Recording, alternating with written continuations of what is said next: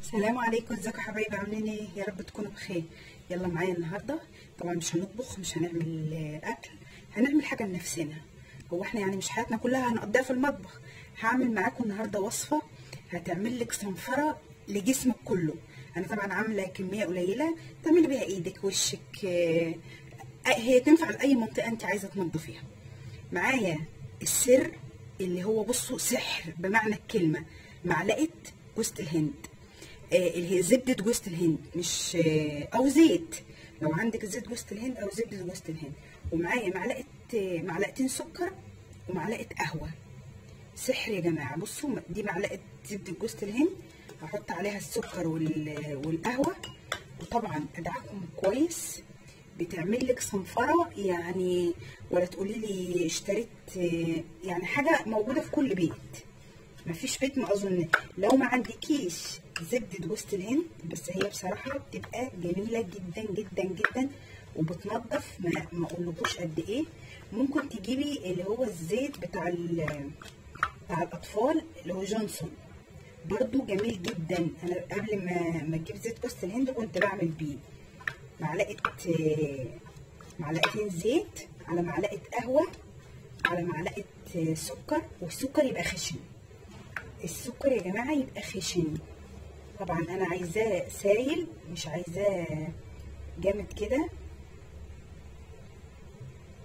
احط معلقه ثانيه جوز الهند او زبده جوز الهند، جميله ومفيده.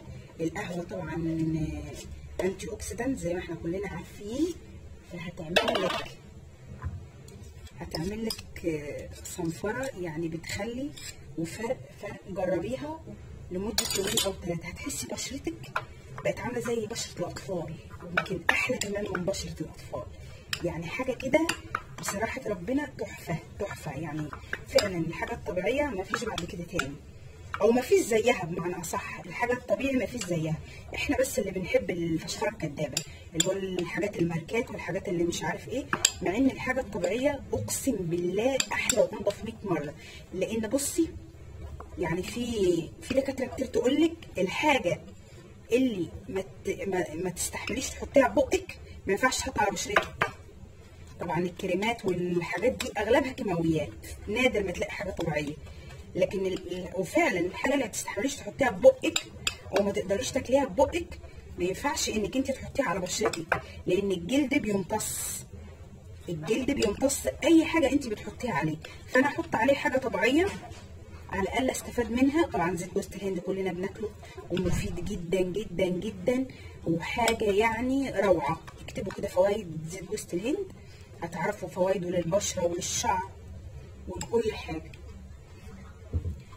ممكن تدهني بيه شعرك، تدهني بيه وشك، بدل الكريمات اللي كلها كيماويات وقرف يعني. بس تبقى جوز الهند حاجه نظيفه يعني انت ضمنها. ودي بعد كده بصوا خليتهم اهو زي الكريم.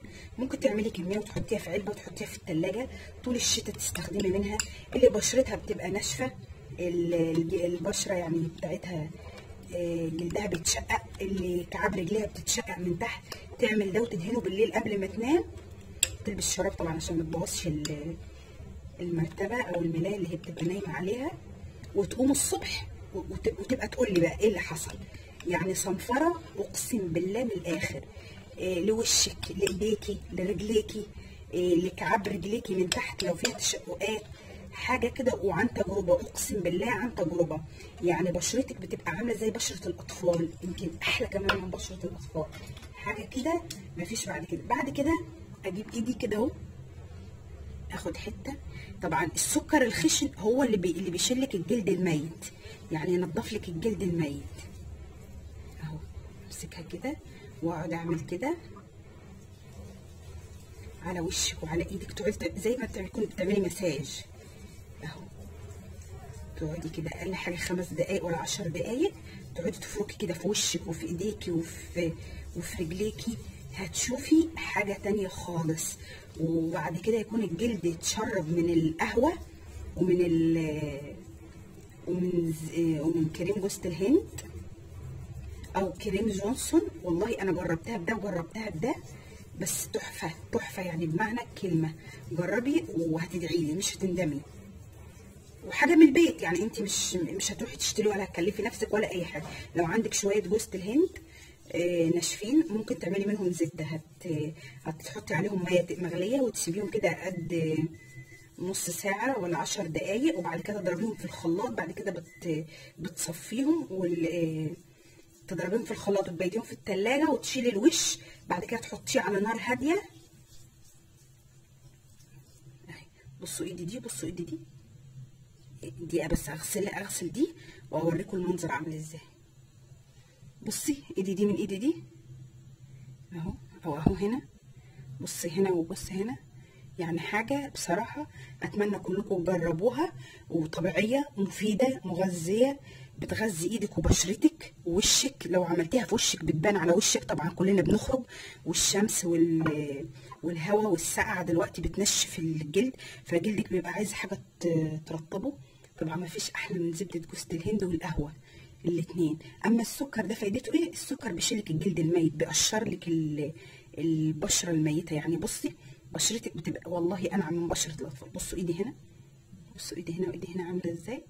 اتمنى تجربوها وتقولوا لي رايكم ايه. اسيبكم في رعايه الله والسلام عليكم.